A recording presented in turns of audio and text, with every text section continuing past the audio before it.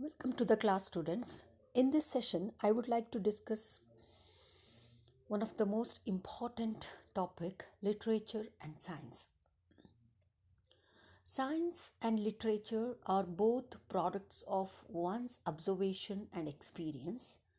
Literature is engendered when a creative imagination is at work, and science is engendered when a curious imagination is at work.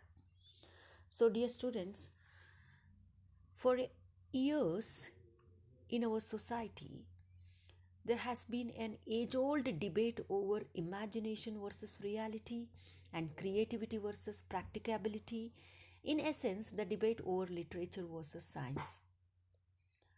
Students of literature are considered to be too deeply immersed in their utopian view of life, which is dogmatically romantic and out of touch from actuality, whereas students of science are either considered to be too brilliant or termed as mechanical beings, not fit enough to exercise any form of creativity. Literature, which happens to be a beautiful subject, seems to charmingly condition the thought processes of the individuals who own it.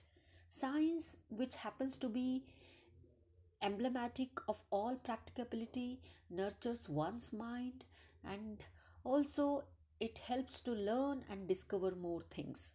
Both develop a need to collect diverse thoughts and recognize evaluations.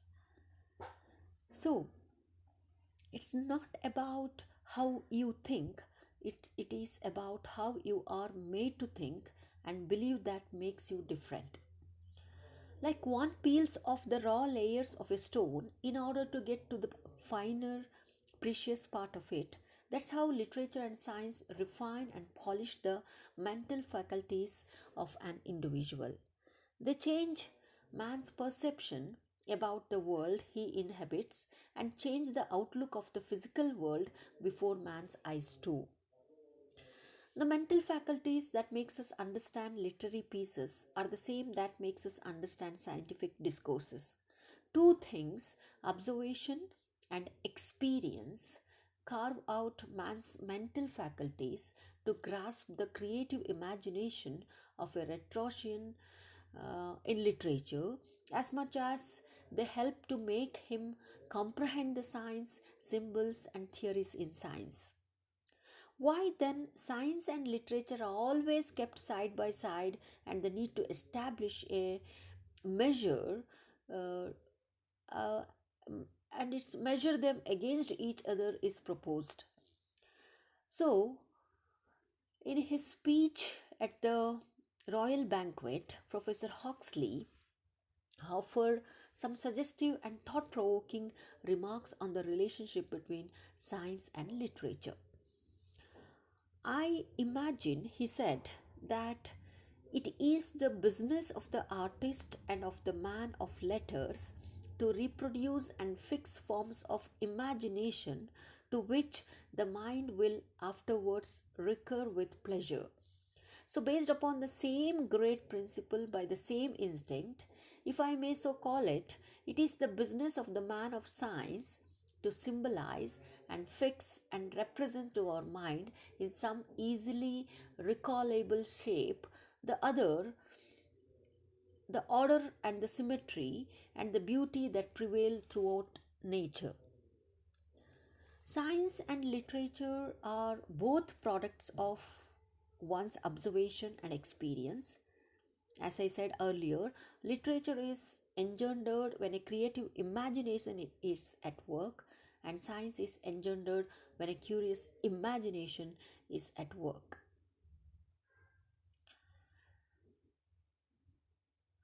Irving Wallace writes in the afterword to the prize that his imageries and representations of the Stockholm and the Nobel ceremonies are factual.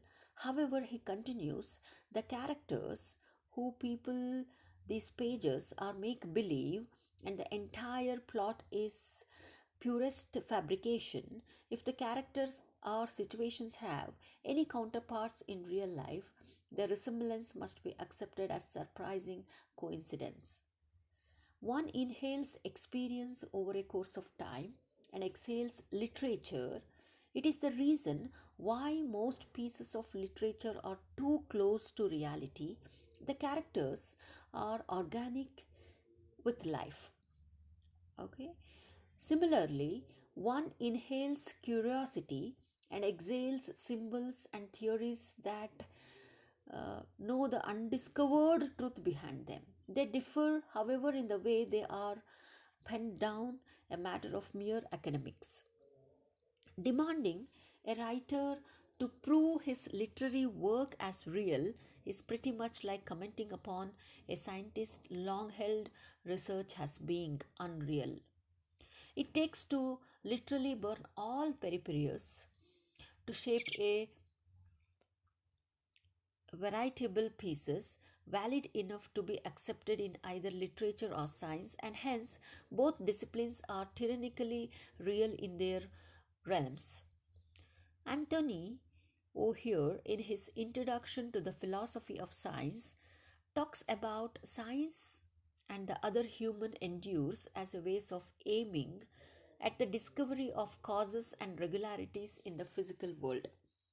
With an existence apart from us, he further talks about the humanities and arts as concerned with the way things appear to us, matter to us, and have significance for us. With regards to the mentioned reference, be it literature or science, both are human activities and human constructions. Not only would it be criminal to understate one in front of the other, but also would it be unethical to doubt the measureless expanse of any one of them.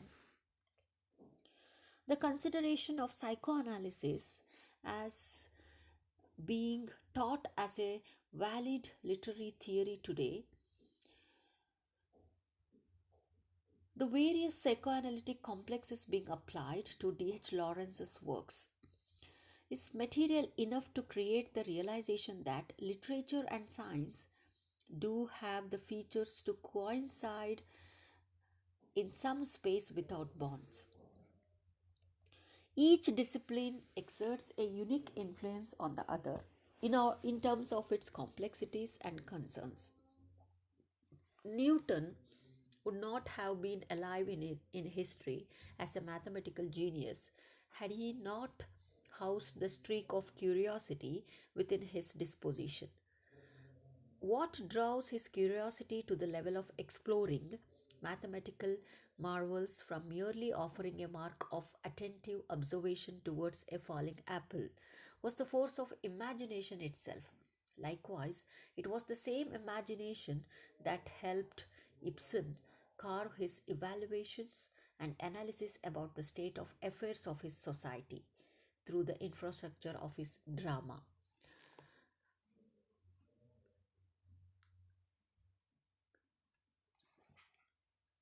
Literature and science are two fundamental and fundamentally different activities of human mind. Coleridge at one place has said that the opposite of prose is not poetry but verse, and the opposite of poetry is not prose but science. Literature is a way of experiencing the world which naturally finds its expression in either a kind of prose or more fully ordered rhythm, which is called verse, while science is altogether another way of uh, experiencing the world. It represents a different habit of mind. Nevertheless, we must not suppose that because these principles are opposites, therefore, if we adopt one, suppose uh, we must exclude the other, nor do we have any intention in our mind of suggesting that one of these things is better than the other. Human life needs both for its richness and perfection. They are complementing each other. The wild imagination of writers often prompts the scientific society to search for the unknown. On the other hand, literature makes scientific development more popular through adaptation of various themes related with the science. Books like Emperor of Maldives, phantoms in the brain help a common man to understand the sophisticated details about cancers and the neurological phenomena which, which otherwise would have been accessible for the Greeks only. Literature and science are surely connected as per my view, as science is which means to know more about a particular topic, and literature too opens doors of imagination for us. Both literature and science help our imagination to grow, and then we find a corner in our brain where nothing is actually real, but it seems like nothing was ever real. Literature and science go hand in hand if you look closely. Both arise as a consequences of curiosity. Literature is born as a product of imagination and curiosity, whereas science is born as a product of experimentation and curiosity. Although both are considered different, yet they are closely related. Science and literature are two fundamentally different things of human mind. Science is based on fiction and proof, whereas literature is comprised of novels, poetry, and script.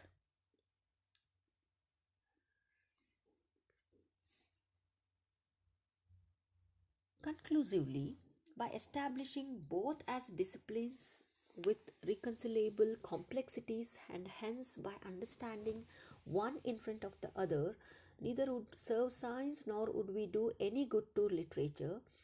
What all individuals would unanimously agree to is the idea that, be it literature or science, it is but important to let an individual explore and elevate himself.